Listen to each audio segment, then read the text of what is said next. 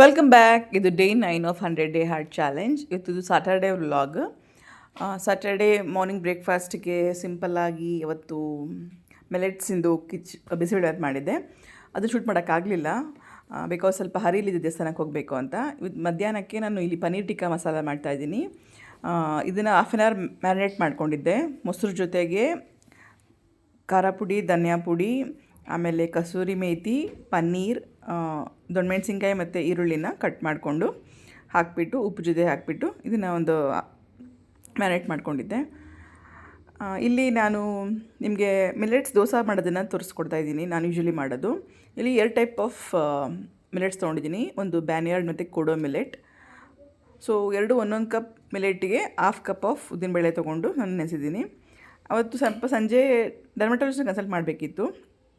Usually problem ಅಂತ ಬಂದಾಗ ನಾವೇ ಏನಾದರೂ ಸೊಲ್ಯೂಷನ್ ತೊಗೊಳಕ್ಕೆ ಹೋಗ್ತೀವಿ. But best thing is first identify ಮಾಡೋದು ತುಂಬ ಮುಖ್ಯ. ಸೊ ಪ್ಲೀಸ್ ಏನಾದರೂ ಹೇರ್ ಫಾಲ್ಸ್, ಸ್ಕಿನ್ ಪ್ರಾಬ್ಲಮ್ ಏನೇ ಇದ್ದರೂ ಫಸ್ಟ್ ಡರ್ಮಟಾಲಜಿಸ್ಟ್ ಕನ್ಸಲ್ಟ್ ಮಾಡಿ. ನನಗೂ ಕೂಡ ನಾನು ಸ್ವಲ್ಪ ಲೇಟಾಗಿ ಕನ್ಸಲ್ಟ್ ಮಾಡೋದನ್ನ ಸ್ಟಾರ್ಟಿಂಗಲ್ಲಿ ಅಲ್ಲೇ ಹೋಗಿದ್ದೀನಿ, ಸ್ವಲ್ಪ ಅವಾಯ್ಡ್ ಮಾಡ್ಬೋದಾಗಿತ್ತು ಅನ್ನಿಸ್ತು.